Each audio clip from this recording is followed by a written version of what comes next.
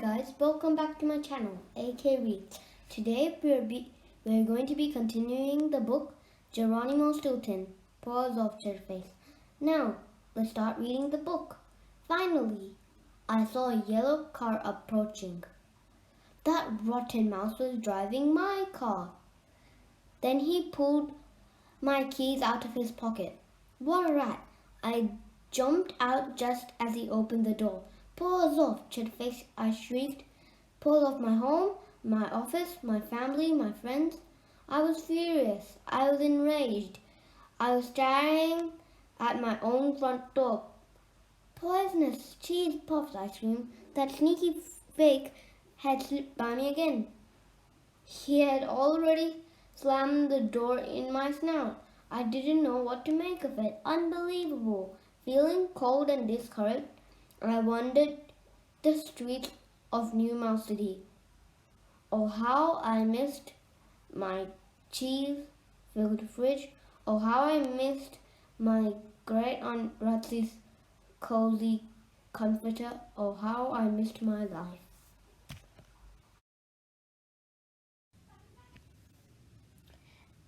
Really? Like looking at mousetraps? I'd rather look at a picture of cheese. Speaking of cheese, Thea had a cheesy surprise for me.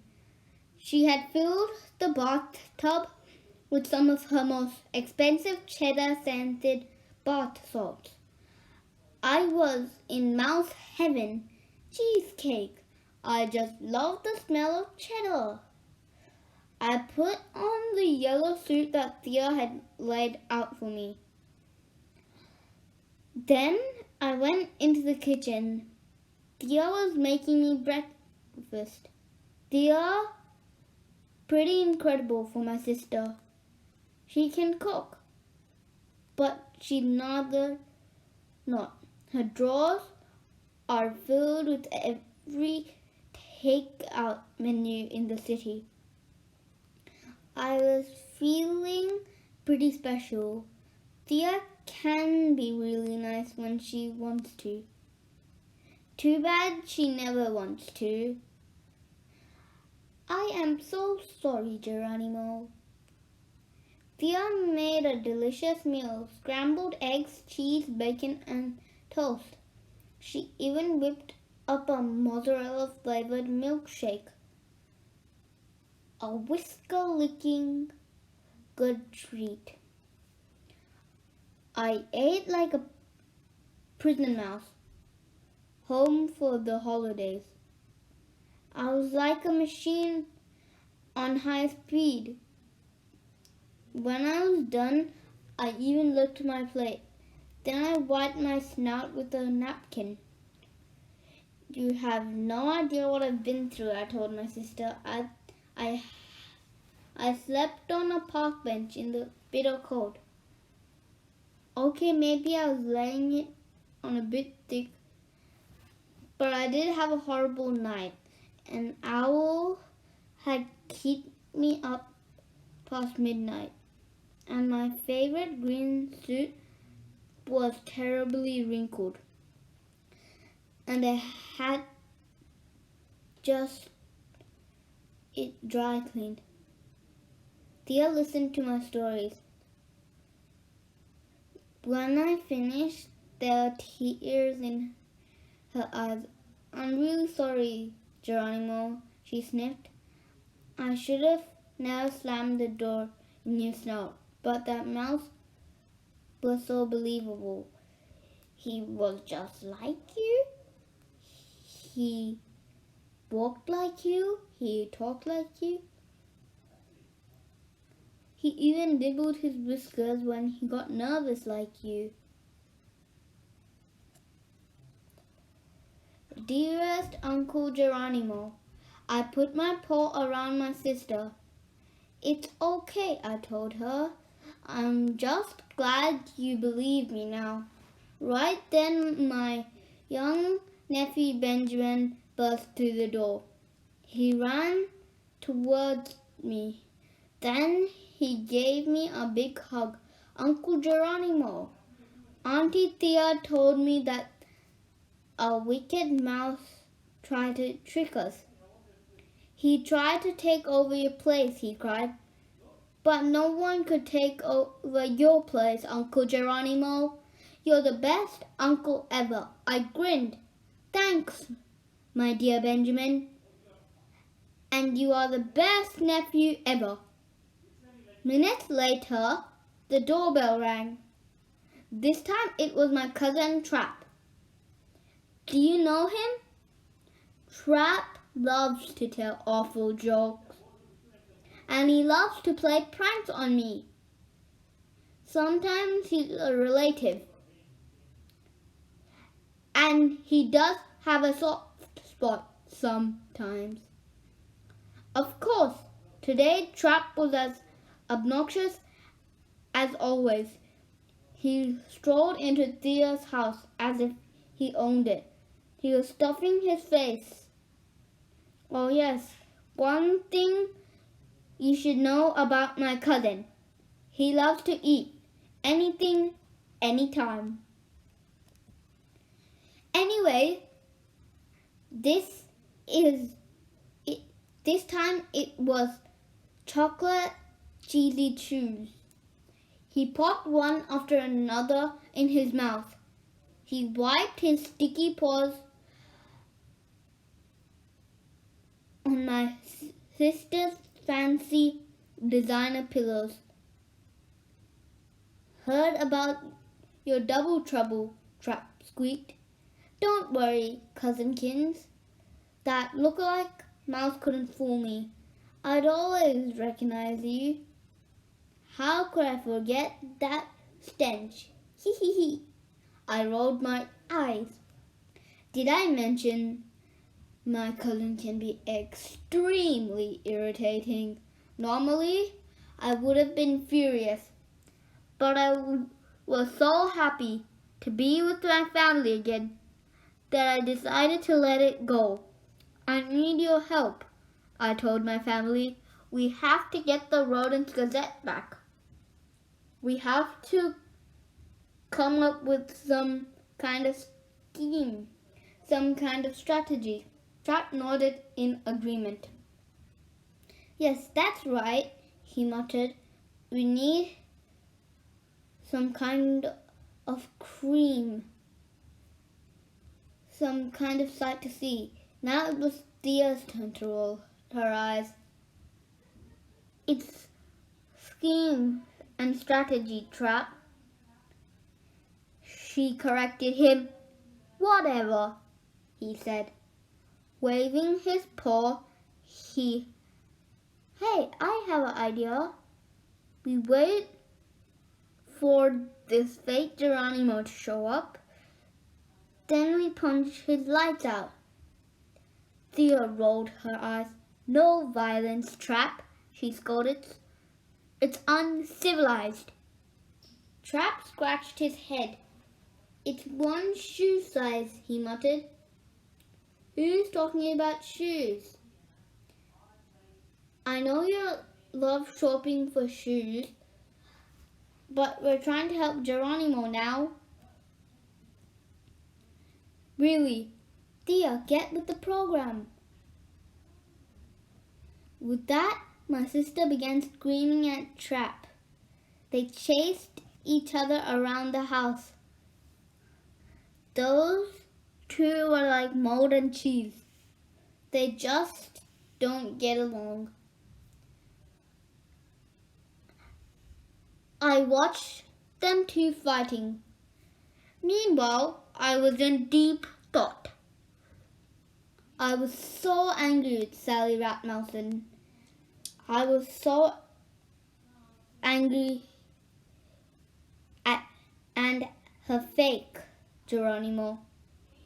I still could not believe my look-alike had fooled everyone, even my family.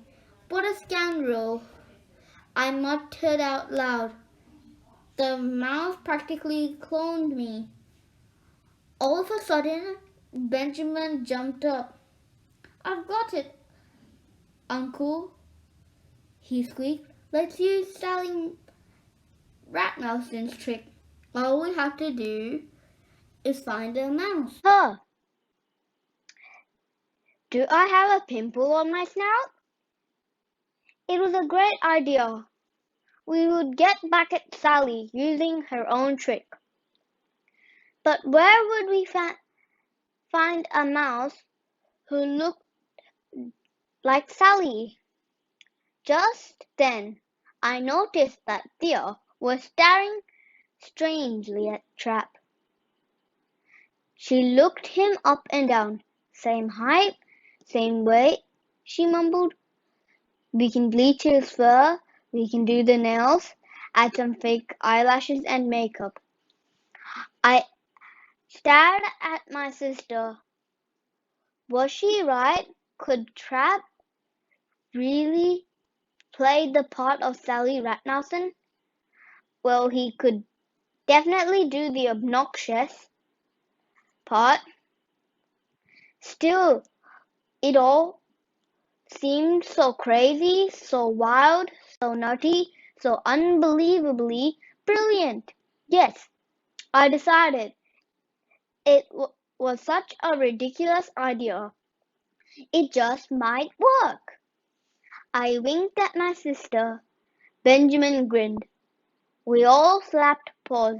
Let's do it, we cried. Of course. Trap was the last one to catch on. What's going on? He squeaked. Why are you all staring at me? Is my fur messy? Are my whiskers twisted? Do I have a pimple on my snout? Thea giggled. No time to explain, Cousin Kins, she said. Then she pushed him out of the door. Timothy T. Tidderdale. We dragged Trap to Thea's beauty salon. Fur for life. A sign in the window read, We do more than just fix fur. We fix the whole mouse. We were welcomed by Timothy T. Tidderdale. When Tidderdale clapped his paws together when he saw Thea. Oh, Miss Stilton, how nice to see you, he gushed. You look absolutely fabulous, darling. Thea smoothed her fur, flattered. She had been coming to Fur for Life for years. They did her fur. They did her nails. Once they even did her laundry. Thea was Thea was one of Tidderdale's best customers. Today, she grabbed his paw. I need your help, Timmy, she squeaked. Tidderdale smiled. Of course, Miss Stilton, he said. What do you need done today? A manicure, a massage, a American omelette to go? It's not for me, Timmy, Thea murmured. It's for my cousin here. In a low whisper, Thea explained the whole story to Trap. He nodded. Staring at Trap 5 minutes later, my cousin was being dragged over to one of the salon's workstations. By now, he was kicking and squeaking, but Tidderdale was all business.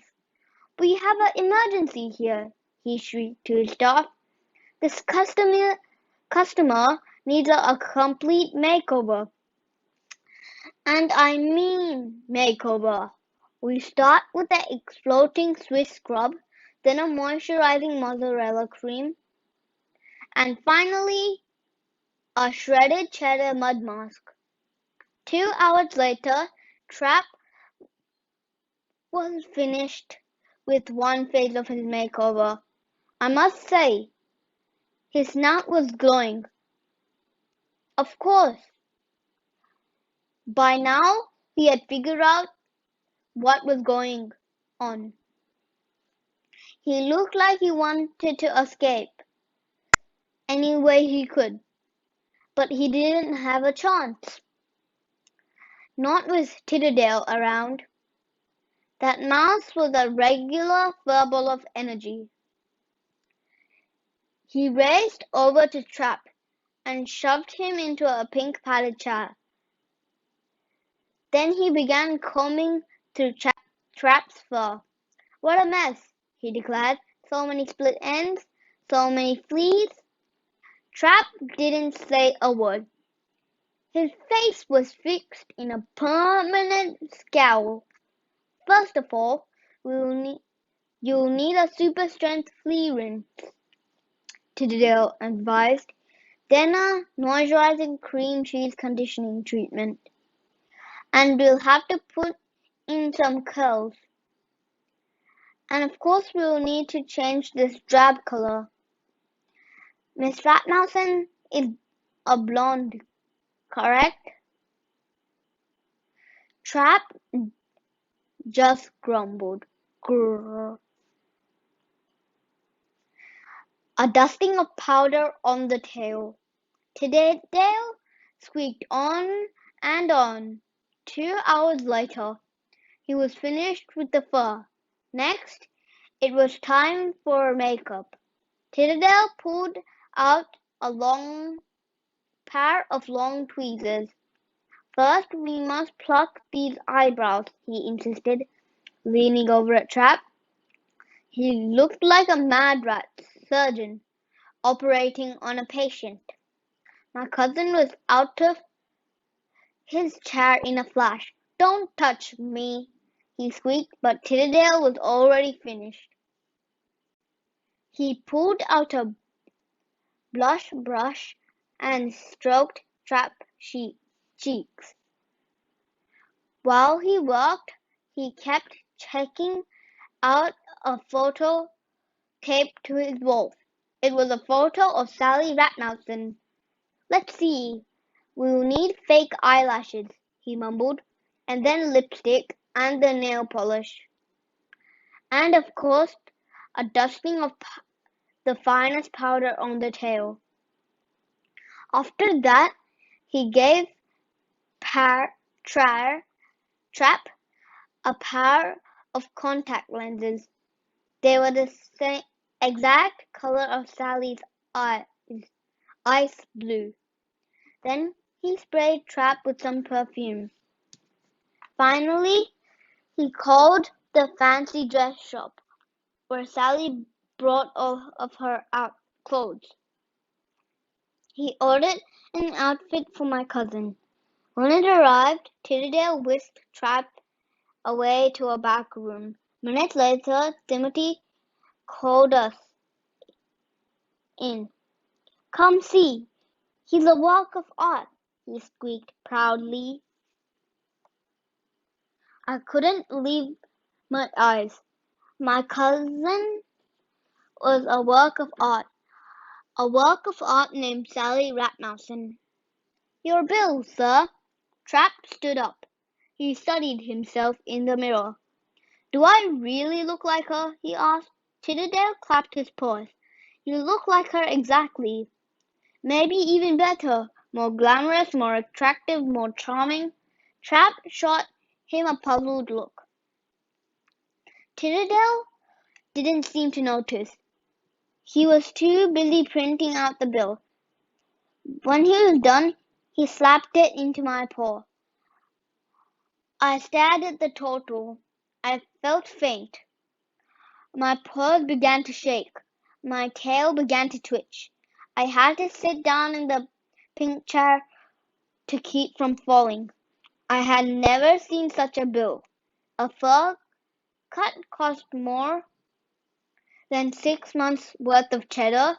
A massage cost more than an entire set of Encyclopedia Britannica. I started to complain, but Thea cut me off. I guess she could tell I was in shock. "Don't you dare embarrass me," she hissed. "Fur for Life is the most exclusive salon in the city. It's worth every penny. Just pay the bill, Geronimo. And don't forget the tip." I handed over a wad of money.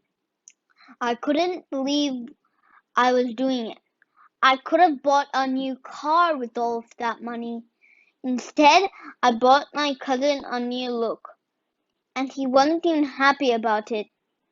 He stepped on my tail on his way out of the door. Tears rolled down my fur. I didn't know if I was crying because of the pain or because my wallet was empty. Outside, a well-dressed female rodent waved to Trap. "Sally, dear," she called, "we must do lunch again soon. How does that next week sound?" My cousin opened his mouth to reply. Luckily, Thea stopped him in time. Miss Ratnelson has lost her voice," she mumbled. "Yes, she has a terrible sore throat. She'll have to get back to you." The mouse stared at Trap, closely. Did she notice anything different? Quickly, we shoved Trap into a taxi and drove home. That night on television, Sally Snout appeared on the news. She was being interviewed by famous reporter Bill Blabberack, Jr. "Tell me, Miss Ratnelson," he began, "how does it feel to be the most important publisher on Mouse Island?" Sally had a smug look on her face. She ripped the microphone out of Bill's paws. "It feels great," she squeaked. "I am great." Blabberrat didn't know what to make of her. "Yes, well, why do you think Mr. Stilton sold you his paper at such a low price?" he continued. Sally jumped up. "Because Geronimo Stilton is a cheesehead," she shrieked. "And I am not. I am smart, I am sharp, and I am the most clever mouse in New Mouse City." Bill Blabberrat Jr. coughed. He stared down at his notes. Sally Ratnelson may have been clever, but she was also crazy. When Blabberrat said the Daily Rat wasn't as polished as the Rodents Gazette, Sally blew her top.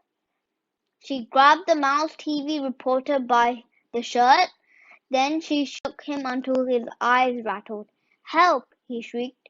I couldn't watch anymore. I switched off the set. I just had to get my paper before that rotten Ratnason ruined it. I am on my way. Trap spent the night watching videos of Sally. He practiced her walk. He practiced her voice. He even practiced her nasty sneer. The next morning we left for the Daily Rat. I was more nervous than a mouselet on his first day at squeaking school. Would our plan to win back the Rodents Gazette work? Thea parked her car by the entrance. Then Benjamin called Sally on Thea's cell phone. He told her he was a big fan. "In fact, I have started a fan club in your honor," my nephew squeaked. "We are throwing a party for you right now. Listen to the crowd." Benjamin held out the phone. The rest of us screamed and cheered. "Ratnelson rules! Stilton stinks!" we shrieked. My nephew grinned.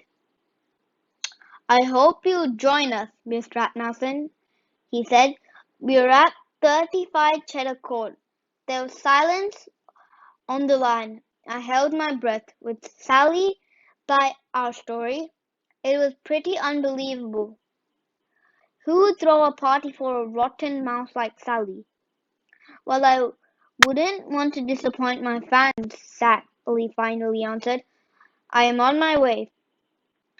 Who would buy our unbelievable story?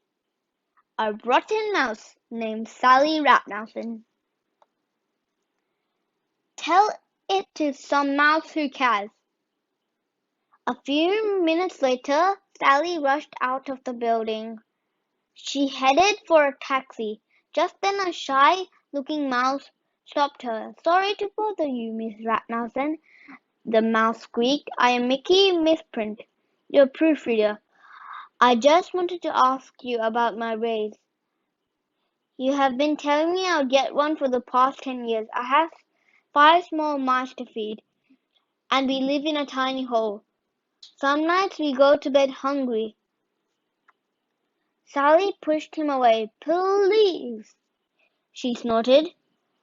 I don't have time for your little problem. Then she began to imitate Mickey in a high-pitched voice. I am a famous mouse,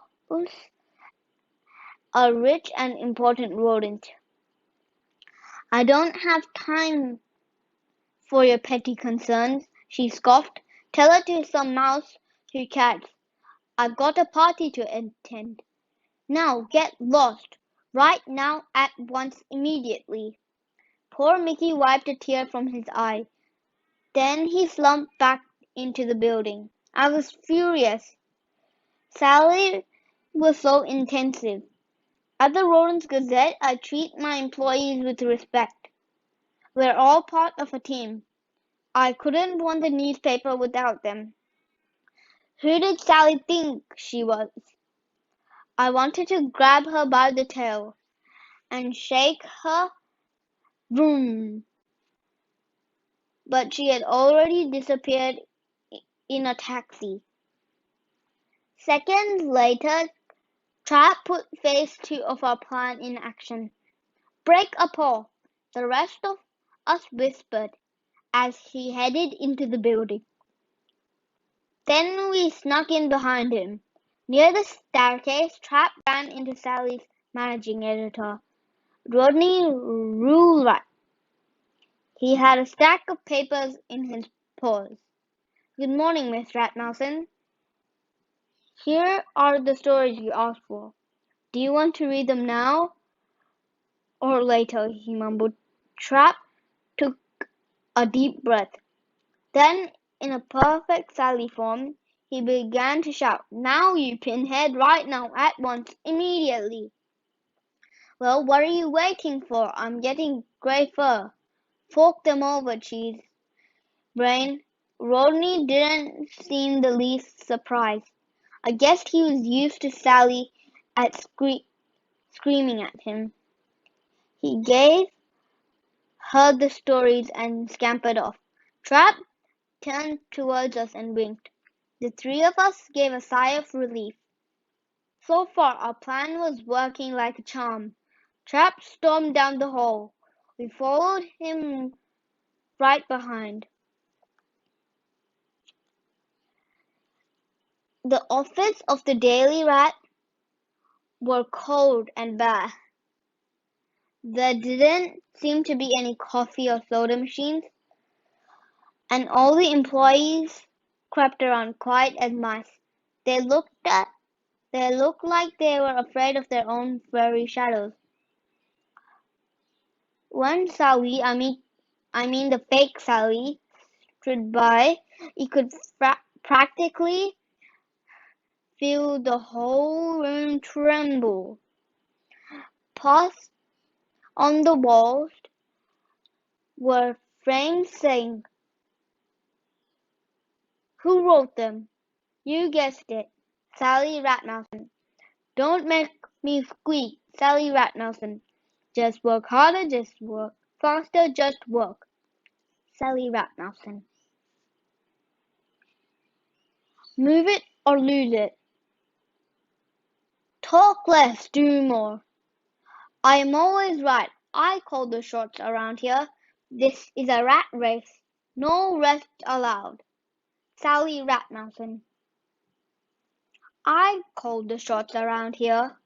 Trap found a door with a golden nameplate on the front of it. It read, Sally Ratmousin, the greatest mouse on earth. I think she took too many confidence building classes, Theo whispered. I snickered. Sally really was incredible. Incredibly conceited, that is. Trap marched through the door. The rest of us trailed behind.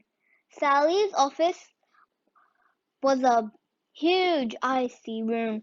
Brrr. It was bigger than my entire mouse hole.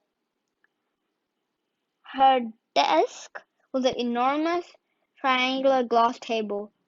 The legs looked just like 3 cat paws.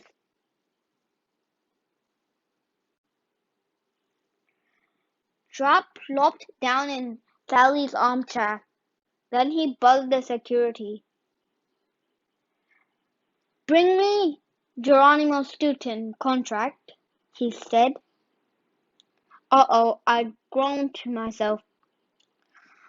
What was he doing? Why had he been so polite? Sally would never say please. She was too rude. There was silence on the other end. Then the secretary spoke. "Miss Ratmousin?" she squeaked, sounding puzzled. "Is that you?" Trap immediately realized he made a mistake. "Of course it's me, you fool," he screeched in a best Sally voice. "What is wrong with you? Are your ears lined with cheese? Get me that contract right now, at once, immediately." I grinned. Now that was much better. Trap was really getting into his role. He sounded exactly like Sally. I knew and feared. Maybe Trap should think about a new career as an actor. 30 seconds later, a folder lay on the glass table. In it was the sale contract of the Rodents Gazette.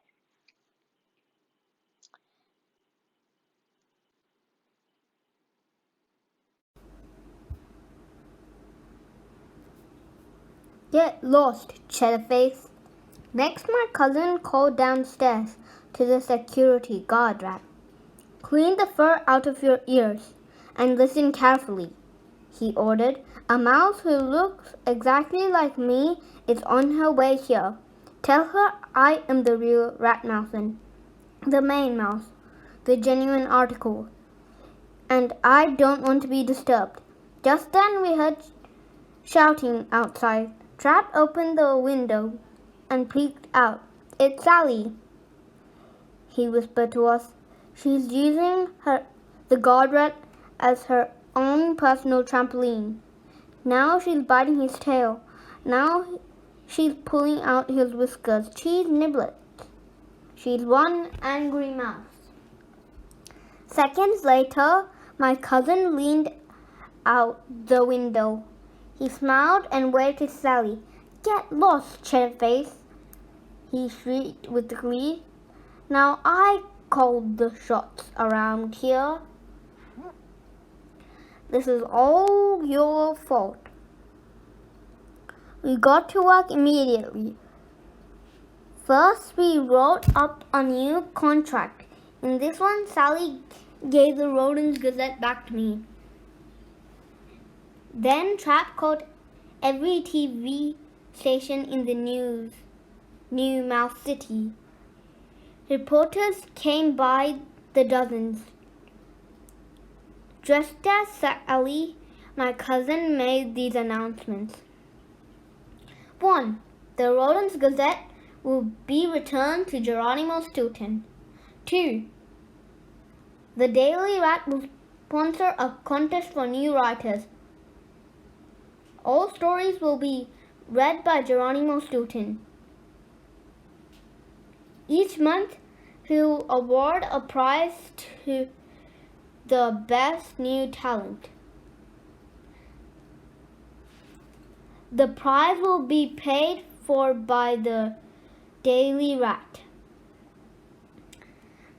The Daily Rat will triple the salaries of all its employees. It will also send its employees on a first-class vacation to the Mouse Hammers. I grinned. The Mouse Hammers was my idea. Sally didn't believe in vacations.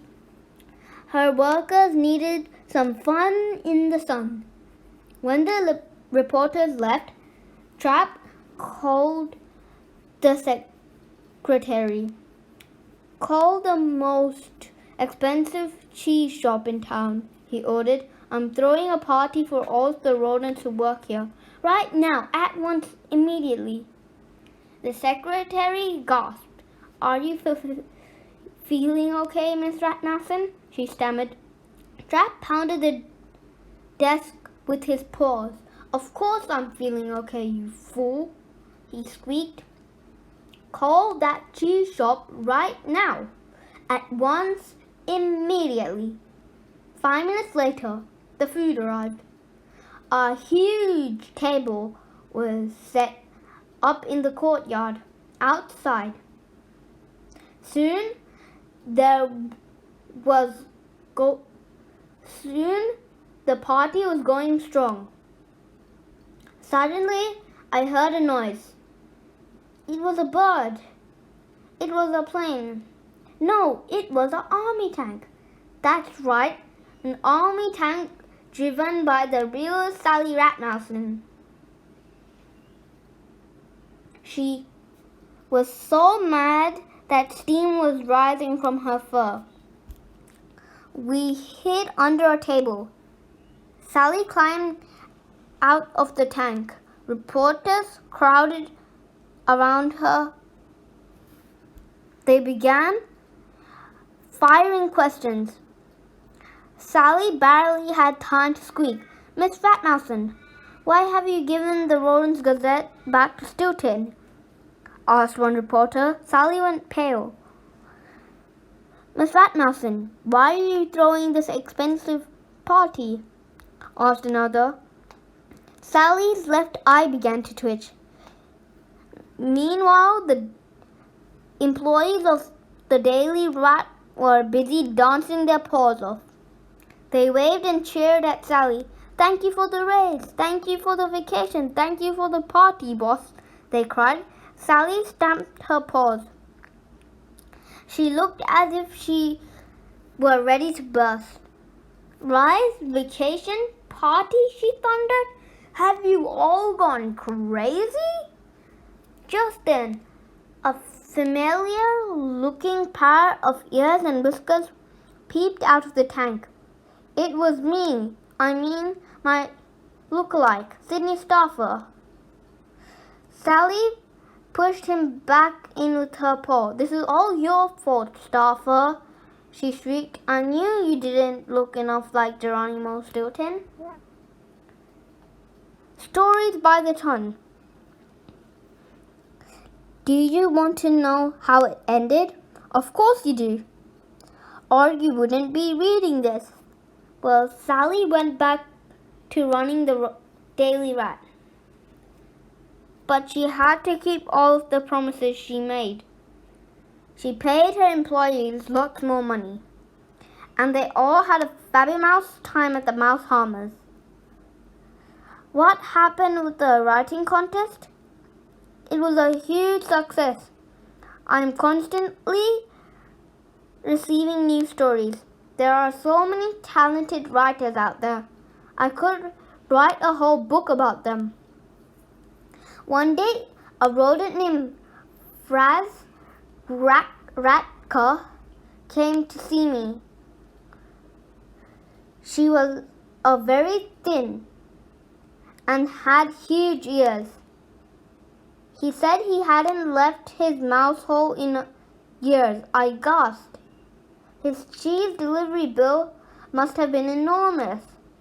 Ratka said he had written a book about the metamorphosis, about a mouse who wakes up one morning and discovers he has turned into a bug. It was fascinating. The other day, I met a mouse named Edgar Allan Poe. He had a mustache and a deep-set eyes.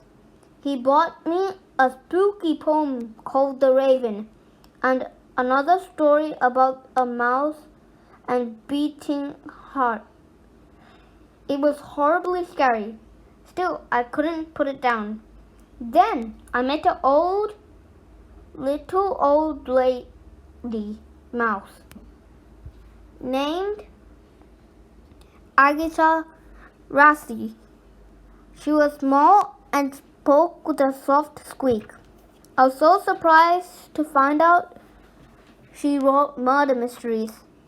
Such a sweet, frail mouse. I guess you can't always tell a mouse by her squeak. Agatha wrote some wonderful thrillers.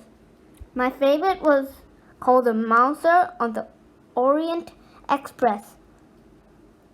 I was in the middle of a story by a writer named Chu Dickens. My sister popped into my office. She dumped another huge pile of stories on my desk. Oh, how would I ever have time to read them? Oh, I'm not complaining. I mean, I love publishing books. And of course, my newspaper, the Rodents Gazette, is my pride and joy. Still, being a publisher is really hard work. Don't forget that at 6 o'clock you have that cheese and meaning of life lecture, Thea reminded me now. And at 7:30 you have that famous flowballs of our time conference. And at 9 you're giving that self-defense for the meek and mild mouse speech at the new mouse university. I sighed. Thea kept on squeaking. She told me she had received a call from Sydney Stauffer. It seemed Sally had lied to him. She had told Sydney that she was my childhood friend. He had thought he was hired to play an innocent joke on me. He had no idea about the evil plan Sally had cooked up. He had called to apologize. He sounds like a very nice mouse, Thea explained. Look, he even gave us 2 free tickets to his show. It starts in 20 minutes. You better get moving. Right then, there was a knock at the door. Mickey Misprint, Sally's proofreader, came in. He was working for me now, of course. I was paying him a much higher salary. Mickey's family would never go hungry again. Mr. Stilton, he squeaked now, panting. Here are more stories for you. In fact, here are tons more. He piled them everywhere on my desk, on my couch, on my furry cat rug. More stories? How could I possibly read all of them? I didn't even have time to comb my fur anymore. Just then my secretary, Marcella, buzzed me. Your taxi is here, Mr. Stilton, she announced. I looked up with a start. Suddenly the phone rang. Mr. Stilton, we're expecting you tomorrow evening at the press club, the caller squeaked. Don't let us down. I sighed. I had become such a celebrity that everyone wanted to interview me. I went to parties, lectures, businesses, presentations. It was nice to feel wanted. Still, it was getting to be a problem. I mean, I'm only one mouse and cannot be in 2 places at once. Right then I caught sight of my reflection in the window pane. Maybe I could be in 2 places at once. All I had to do was find other Geronimo Stilton.